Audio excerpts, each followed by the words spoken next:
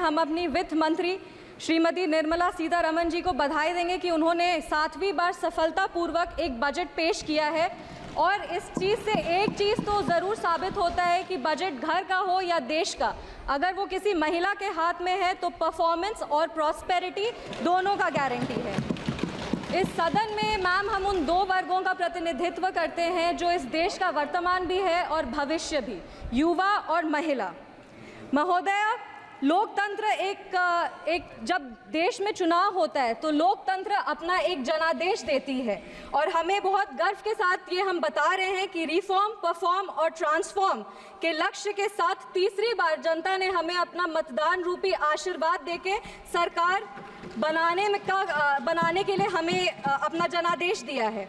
आज 11 जून 1964 का वो दिन याद आता है जब तब के प्रधानमंत्री लाल बहादुर शास्त्री जी ने अपने देश को पहला संबोधन दिया था, जिसमें उन्होंने कहा था कि there comes a time in the life of every nation when it stands at the crossroads of history and must choose which way to go। 140 crore देशवासियों ने इस चुनाव में हमें अपना निर्णय देकर एक स्टेबल सरकार को चुना है।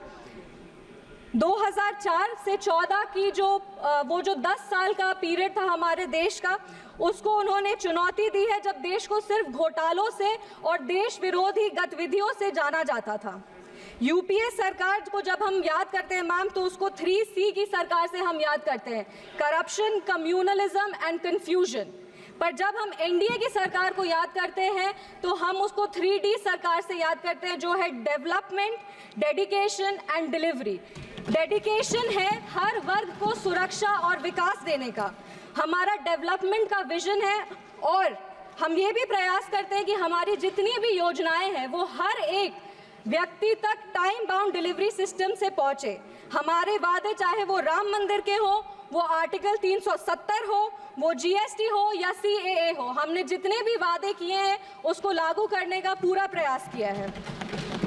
गर्व के साथ कहते हैं मैम कि जनता ने 3C नहीं 3D की सरकार को चुना है। इस सदन में अक्सर हमारे तब के प्रधानमंत्री स्वर्गीय राजीव गांधी जी की एक बात कही जाती है कि उन्होंने कहा था कि दिल्ली से अगर लाभार्थी को 100 रुपये भेजा जाता है तो लाभार्थी के पास सिर्फ 15 रुपये पहुँच पाता है, 85 रुपये भ्रष्टाचार में चला जाता है। आज गर्व के साथ कहते हैं कि अगर दिल्ली से 100 रुपये जाता है तो एनडीए की सरकार में लाभार्थी तक 100 रुपये पहुँचता है और अगर कोई भी नागरिक 1 रुपये टैक्स भरता है तो उसको योजनाओं से 10 रुपये का लाभ होता है। अगर इसे इकोनॉमिक्स की भाषा में कहें तो एनडीए सरकार का रिटर्न ऑन इन्वेस्टमेंट सबसे ज़्यादा पॉजिटिव है। मैम, अब अगर इकोनॉमिक इंडिकेटर्स की बात करें तो 2004 में जब कांग्रेस की सरकार आई थी तो उनको मजबूत अर्थव्यवस्था विरासत में मिली थी, जो हमारे तब के प्रधानमंत्री अटल बिहारी वाजपेयी के समय जो अच्छे काम किए गए थे उसके वजह से था। एक सुनहरा अवसर था हमारे देश को सुपर पावर बनाने का सर, पर इन लोगों ने मिलकर हमारे देश को 50 साल और पीछे लेके चले गए। तब भारत का करंट अकाउंट बैलेंस सरप्लस, तब भारत का current account balance surplus of 0.5% GDP पे था। वो डेफिसिट 2004 वो डेफिसिट जो है वो 2009 से 14 तक 3.3% हो गया सर। और आज ग्लोबल अनसर्टेनिटी के बाद भी करंट अकाउंट डेफिसिट सिर्फ 0.7% पर है। विपक्ष वाले लोग हमेशा सरकार को महंगाई पे घेरते हैं, हमेशा कहते हैं कि महंगाई इस सरकार में बहुत ज़्यादा है, तो उनके लिए भी कुछ आंकड़े हैं। कंज्यूमर प्राइस इन्फ्लेशन का एवरेज वाजपेयी जी के समय 4.1% था, जो 2004 से 9 में बढ़कर 5.8% हो गया और 9 से 14 में बढ़कर तो ये 10.4% हो गया।